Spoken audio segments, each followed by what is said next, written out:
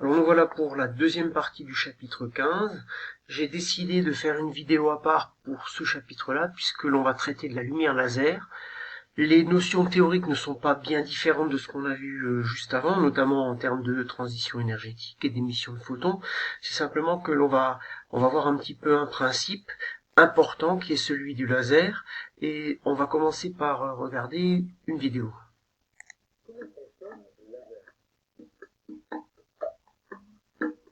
Pour comprendre le principe du laser, il faut revenir à la façon dont la lumière interagit avec la matière. Faisons se souvenir de ce que sont lumière et matière. Or, la matière, elle est constituée d'atomes.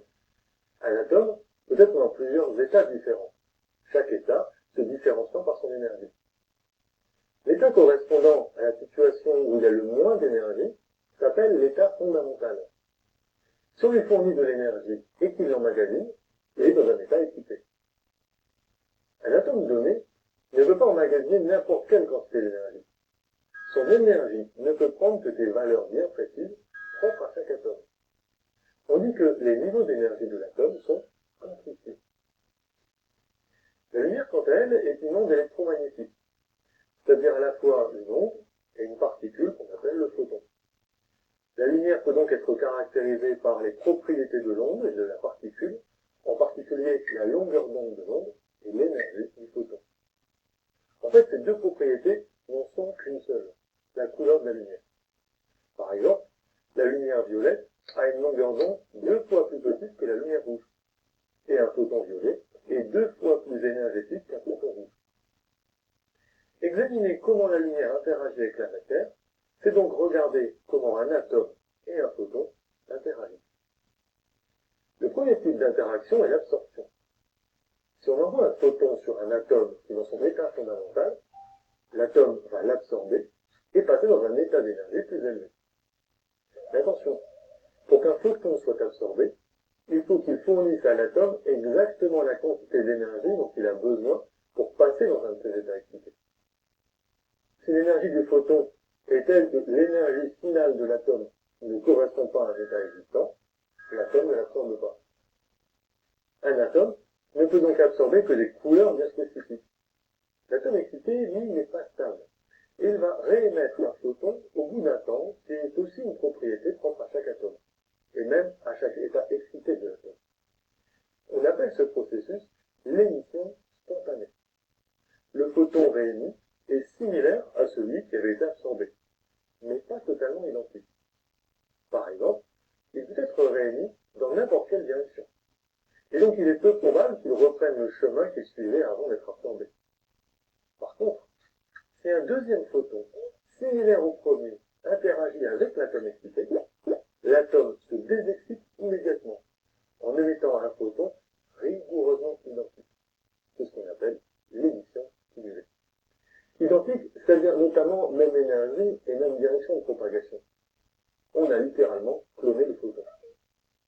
En excitant un grand nombre d'atomes, on peut donc cloner un grand nombre de photons. Mais surtout, on peut cloner un unique photon initial un grand nombre de fois. On crée ainsi un faisceau de lumière où tous les photons sont identiques. C'est ce qu'on appelle le laser. D'ailleurs, le mot laser était initialement un acronyme anglais signifiant amplification de la lumière par émission stimulée de radiation.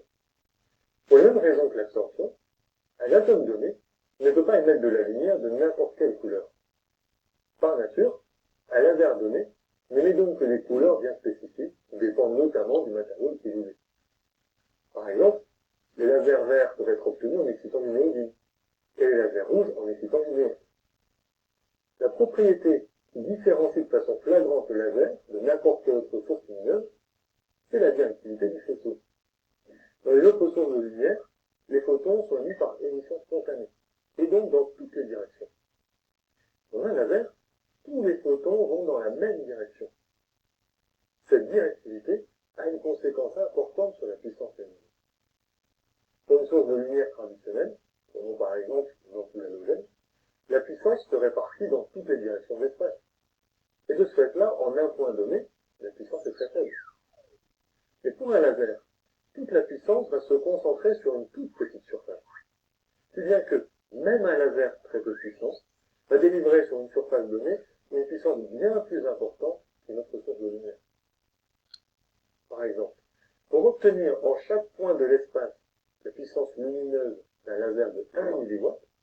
il faudrait une ampoule halogène de plusieurs dizaines de milliers de watts. Une autre différence importante entre la lumière d'un laser et celle d'une ampoule, c'est la pureté de sa couleur. Le laser est né en effet sur une longueur d'onde très précise. Une ampoule halogène ou un tube fluorescent émet une lumière blanche qui comprend toutes les couleurs. Et même une LED rouge ou verte, qui nous semble une couleur très marquée, émet une gamme continue de couleurs qui s'étend sur plusieurs dizaines de nanomètres. La couleur d'un laser hélium-néon, par comparaison, s'étend sur un millionième de nanomètres.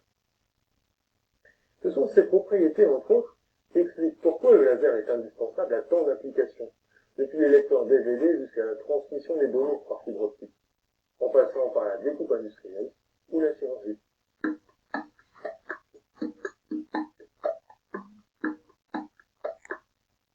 Alors une deuxième petite vidéo qui est cette fois-ci sans commentaire, où vous allez voir un petit peu le principe de cette émission stimulée.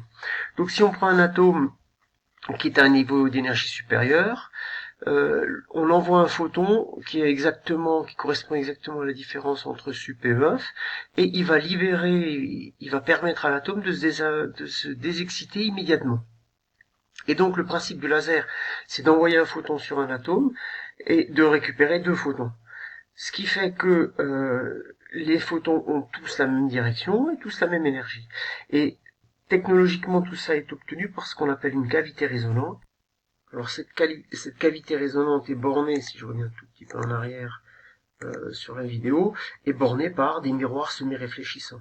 Et donc quand la quantité de photons à l'intérieur est suffisante, il y a émission de photons qui vont donc tous dans la même direction et qui créent ce qu'on appelle un faisceau de lumière cohérent.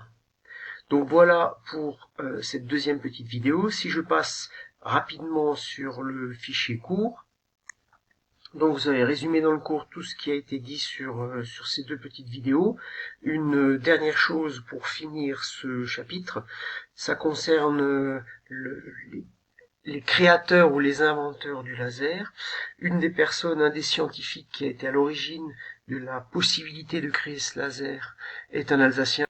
Cet Alsacien s'appelle Alfred Kastler. Vous avez ici une petite biographie. C'est donc un physicien français qui a eu le prix Nobel en 1966 et qui a été à l'origine d'une découverte qui s'appelle le pompage optique ou l'inversion de population et qui permet de monter à un niveau donné tous les atomes qui se trouvent dans la cavité résonante de manière à permettre une émission stimulée de photons et donc de créer ce faisceau laser.